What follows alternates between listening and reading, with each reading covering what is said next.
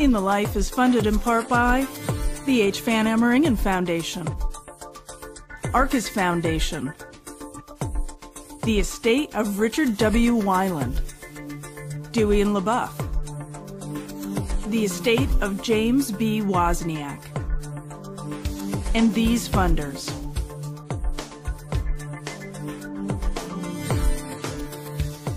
And by the annual support of In the Life members like you.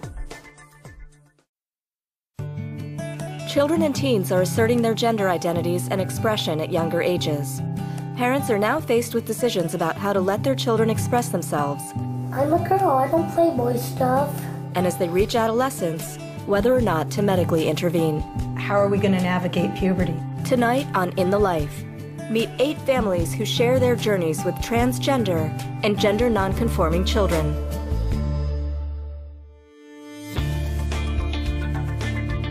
We brought everybody together. Act up! And we're married. There was nothing for him to hide. Make a comment.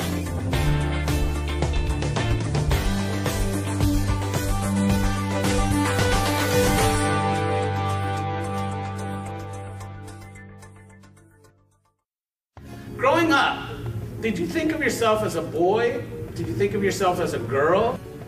And how did you know? In Berkeley, California, the Gender Spectrum Family Conference is held annually to provide support and information to parents of transgender and gender non-conforming children. Gender Spectrum is a haven in which they can be themselves, and families can meet the experts that they need to talk to all in one place. For many of these families, it literally will be the first time they've met another parent or seen other kids, maybe like their own. Children learn about gender very early in life. 2, 3 years of age, a lot of children already are able to label themselves and label other people in terms of gender based on what they see. Often our role, as much as helping parents understand differences in gender, is helping them to slow down and not decide what it means, but instead to let it unfold. If a 5 or 6-year-old is examining gender, there's really not a lot of decisions you have to make except how I want to be in the moment.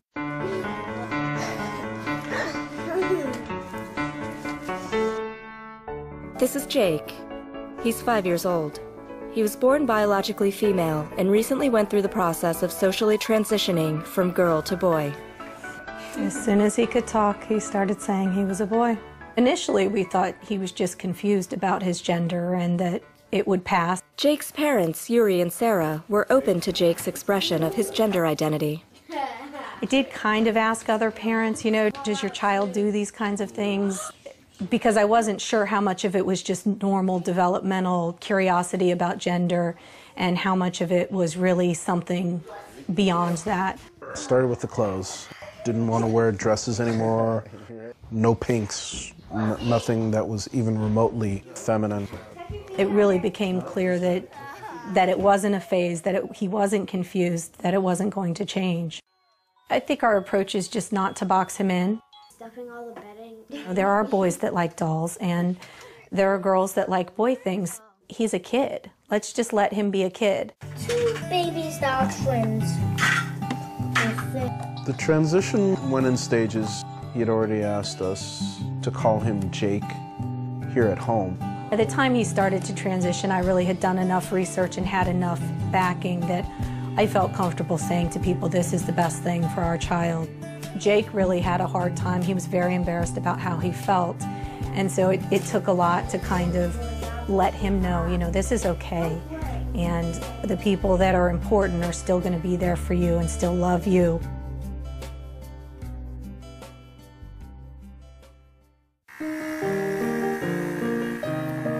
My name is Priscilla, and I'm the proud mother of Jay, who's an 8-year-old transgender boy. The very first time that Jay said anything was with a self-portrait he had done. And in that self-portrait, he had short hair. So I asked him, do you want your haircut? And he said, I would love my haircut. So I took him to the hairdressers. I gave him the book of the kids. And he picked out the picture of a little boy, and he said, "Can I get my hair cut this short?" And I said, "If you want, it's your hair. It'll grow back if you don't like it." The moment the hairdresser turned him around and he looked at himself in the mirror for the first time with that haircut, his whole face lit up, and I will never, ever forget that moment. That night, he made it very clear. He said to me, "Mommy, I'm a boy stuck in the wrong body." Jay socially transitioned from girl to boy during 2nd grade. I want to bring the ice cream. You want to bring ice cream? One afternoon, Jay woke up from a nap, and he caught me crying. And he climbed up on my lap. And he said, "Mom, are you crying because I'm not a little girl anymore?" And I said, "No, son, I'm not crying because you're not a little girl." And he said, "Good, because I'm still the same person, so you would just be crying for my ponytails." He knew at that moment I needed a little bit of clarification, and he gave it to me. 5. 1, 2, 3. I've had people that have been close to us call me crazy in the head. They can't believe I'm doing this to my child. All of those statements prove to me that there's ignorance out there. Were you nervous about telling me? Yeah. Were you afraid to tell me? No. You were just nervous? Yeah. And how do you feel now? Very happy. Do you think you'll ever want to be that person again? No, maybe. No, maybe? And what do you think will happen if you decide to? You think I'd support you? Yeah. Yeah. Do you want other transgender children to be happy? Yep. If you could help their parents, what would you say to their parents? I tell them to support their children. Yes. And how would that make their children feel if they supported them? Happy. Happy. That's right. And is that the most important thing? Mm-hmm. Yep. I think so, too. We make a good team, don't we? Yep. Yeah, we do.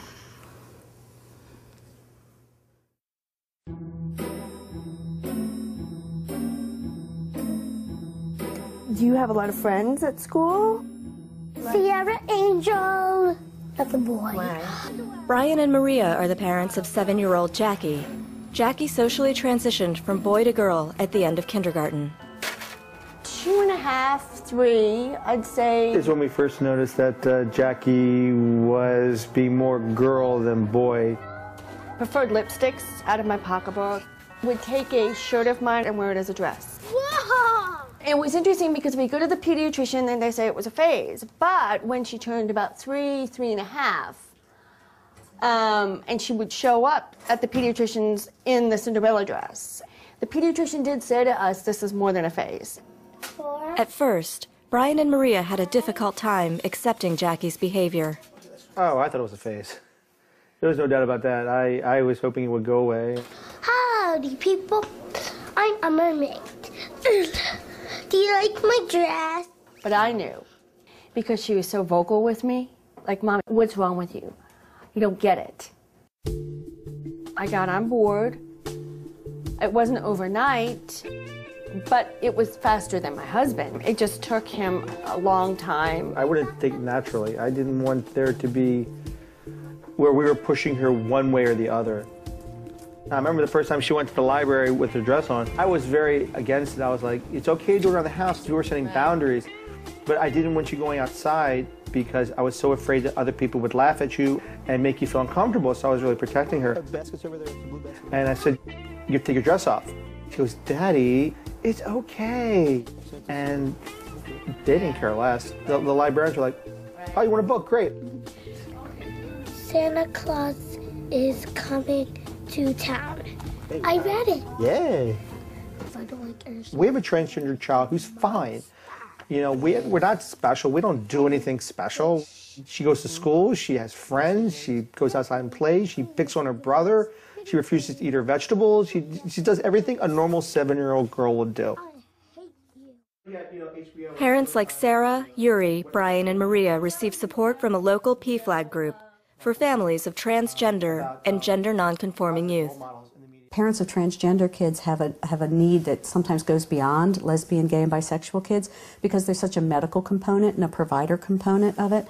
So we broke out a separate parent support group for the trans parents. I'm happy to meet other people who are dealing with similar situations that we are. It just makes us feel like we're not alone in raising Jackie. How are we going to navigate puberty? So talking to other parents about what's to come, you know, at least I can hear from other parents what the experience of giving your child testosterone is like and that kind of information.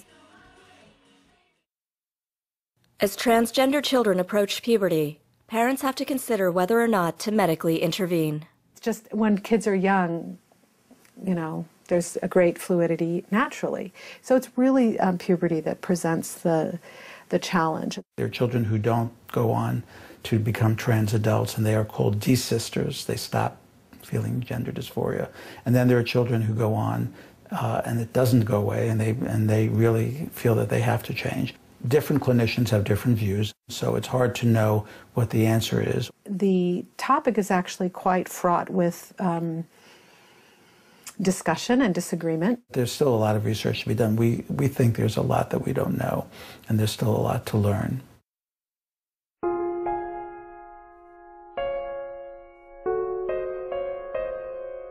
He talked really early, and he was saying for quite a while that he was a boy and he had to shave his head. And we thought, oh, fine.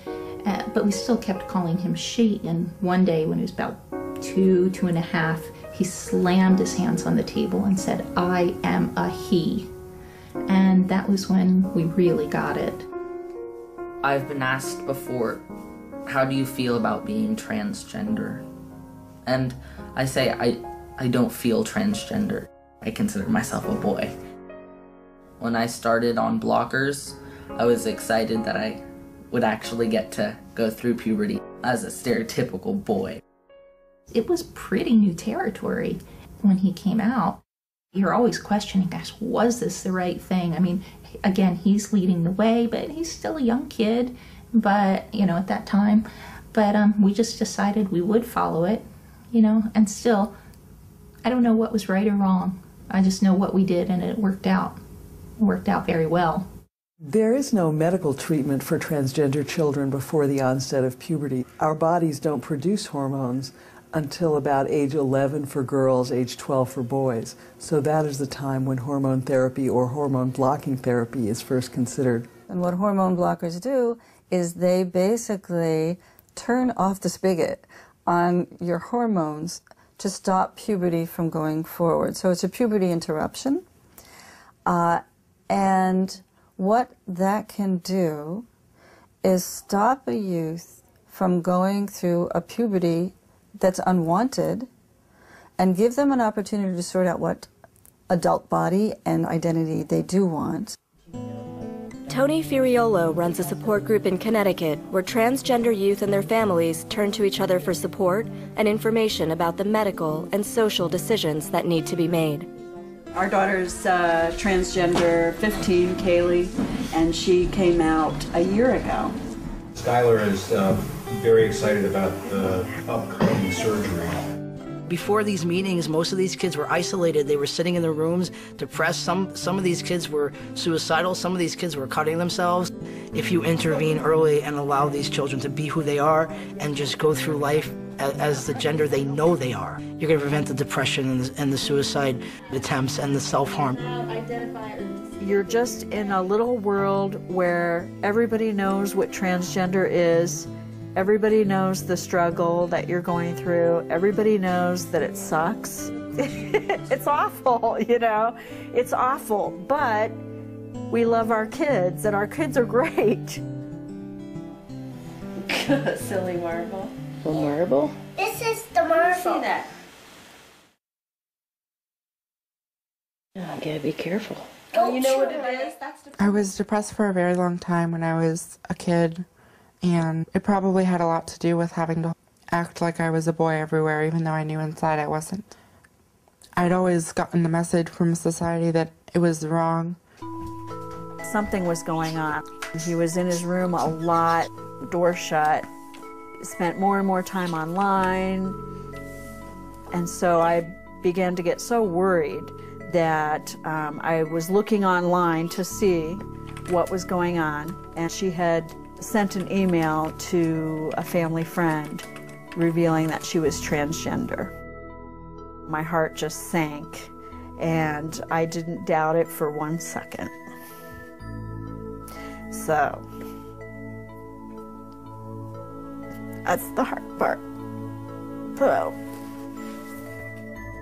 and thought, okay, where do we go from here? Eventually, I told her, I said, I know what's going on. You know that we love you, and you know that we're gonna figure out where we need to go from here and what we need to do. Kaylee had already had time to research the medical options available, and she wanted to go on hormones right away. Her parents needed time to learn more about the process before allowing Kaylee to start hormones. What she ended up getting was a shot that's called Lupron. It tells her brain to stop producing the male hormones, and then was taking an estrogen patch. Now that I've been on hormones for 6 months and more changes are happening, I'm completely comfortable in my identity, so I don't really even consider myself a trans girl anymore. It's more just like I'm a girl who just happens to be transgender. I feel like I'm just myself. So many clothes now. At the beginning I just had a few to choose from. These treatments that they're doing, they're brand new. And I love our endocrinologist because sometimes I'll ask a silly question and he's very honest. He just goes, we don't know. Bye. You're doing your research, you're listening to professionals, and you're following your gut, and you're asking your child what they want as well. Not all trans people have the body part dysphoria, but Kaylee certainly does. And that's why now we're at the point where we're talking about the surgery and feeling that the surgery is very, very appropriate for her. It's just about making the outside match the inside.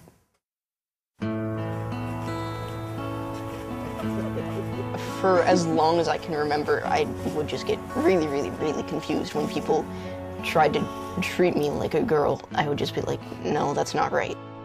I eventually went to my mom and told her that I needed to start doing something and stop just only thinking about it.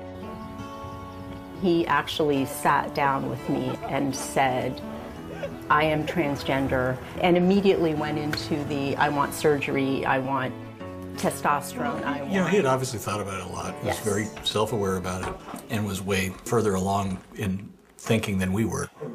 You have to slow him down and say, wait, I'm not against this. Let's just make sure it's the right thing, because this is your entire life you're talking about.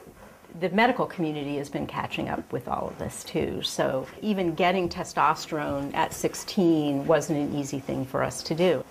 Having those guidelines in place gave us time to really catch up and do our homework. It felt like I had been waiting forever, but it was just the greatest feeling when I got my first shot. As soon as my voice started actually changing, or like started getting slightly hairier, it was really, really exciting. And I feel a lot better now, like a lot. I have surgery in 75 days, not that I'm counting down, because I am.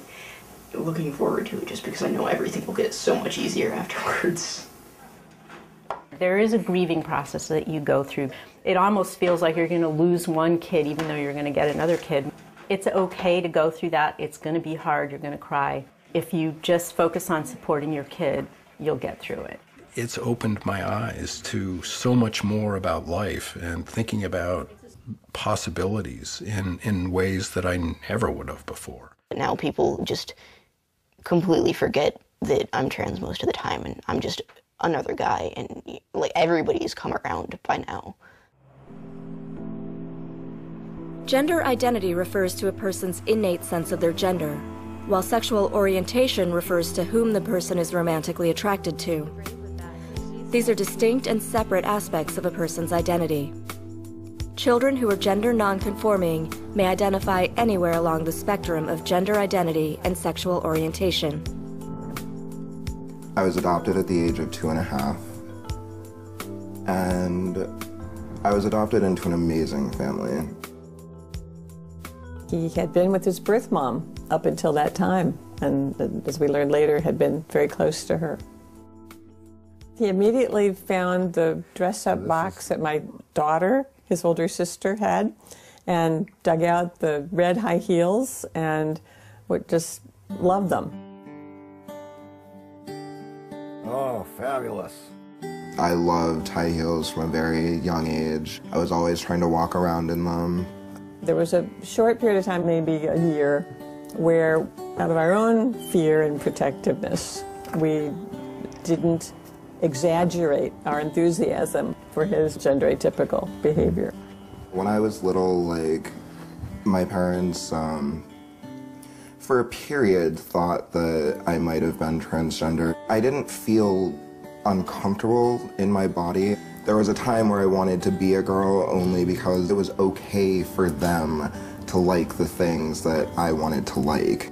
I just felt like, why can't I? Why can't I do these things without being judged? Maybe 1 or 2 times he would say, I wish I was a girl, but in terms of saying, I'm in the wrong body, we didn't really get that. He liked his body, he was okay with being a boy, but he wanted to dress in pretty things. Joel came out to us when he was 16.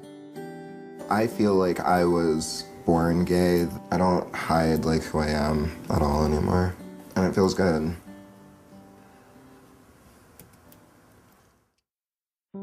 It's called Faces and Facets of Transgender Experience. Catherine Hyde leads a PFLAG support group in Maryland and facilitates cultural trainings on gender nonconformity, inspired by her own experiences with her daughter, Will. It was about age 3 or 4 where Will just wanted to wear tutus. When we first saw this, our biggest concern was that Will was going to get bullied. So we tried very hard to kind of teach Will to behave differently. Looking back, I think that was so the wrong thing to do. I think it really just shamed this child for being who he was.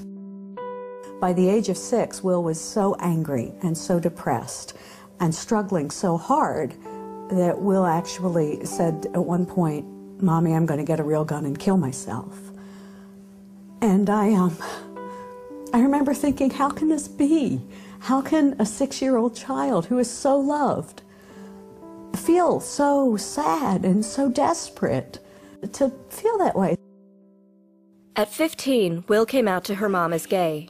She allowed Will to move into the basement and decorate it to celebrate her coming of age. This is my room, my pink pom-pom happy little room. I love my room. So we were down there painting the pinkest, pom-pommiest bedroom in all of Howard County, I swear. And then later on in the painting frenzy, Will and I got to an argument. And I said, you can be as gay as you want, but if you go trans on me, it's on your own time and your own money and out of my house. Obviously, I didn't understand. A couple of months later, Catherine listened to an episode of This American Life about transgender children whose experiences closely resembled Will's childhood. From the show, Catherine first learned about hormone blockers. So I went down to Will and I said, come upstairs. I said, do you still feel like a girl on the inside and a guy on the outside? And Will was like, why? Because, you know, at this point, gender conversations have become so raw. And I said, well, the reason I bring it up now is I just heard about these things called puberty blockers that can help you pause time and think about this. And I want you to know if you're interested, I'll help you find them. Things started to change when my mom offered hormone blockers, and first when she offered them, I thought it was a trick. By this time, I have like no trust for my parents. Then I just went upside and said, I want the puberty blockers, and ever since then, it's just been a lot better. I started becoming just more and more me. It felt finally like I could just breathe. I didn't have to hold my breath anymore. It was just a great feeling. I could just relax into my own skin. Puberty blockers were a really good step in the right direction. And then we moved on with estrogen and decided that that it didn't feel right, that she didn't want to take estrogen. And I said, you know, honey, this is you. This is your journey. This is your trip. And we'll stop taking estrogen. I'm perfectly happy the way I am. Not everyone that does this journey is going to end up with a sex change. I don't want a sex change. That doesn't mean like I'm not trans. Trans means a lot of things. The first time I got involved with drag was on my 17th birthday. My mom took me and my best friend to Perry's drag brunch in Adams Morgan, DC. And like the main queen is bringing up people. We got to talking and she brought me backstage and she had me perform a number that day. And ever since then I went back once a month since, and I just love it. It's a lot of fun and it's a nice, safe place. In the early days, I desperately wanted Will to pick a girl name, dress as a girl, get in the box, and let me go stealth so I don't have to explain this to everybody. But that's not Will's path, and I have to respect that, and I think it takes a lot of courage to be true to who you are. I think what we need to do with our kids is let them be who they are and walk with them on this journey. If it is a phase, it will end. If it is not a phase, it will not. And we don't make that call. The child will make that call.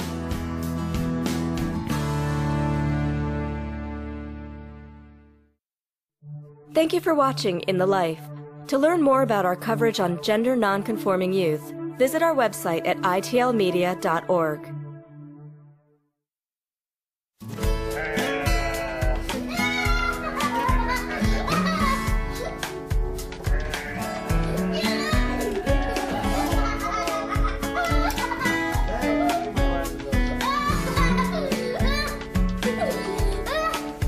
Gotta come out, Jackie.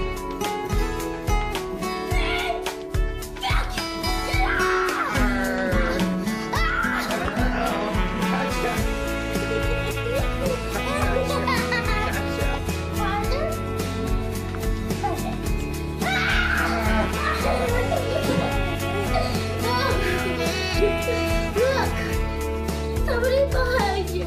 Oh no, someone's behind me. In the Life is funded in part by the H. Van Emmeringen Foundation, Arcus Foundation, the estate of Richard W. Weiland, Dewey and LaBeouf, the estate of James B. Wozniak, and these funders.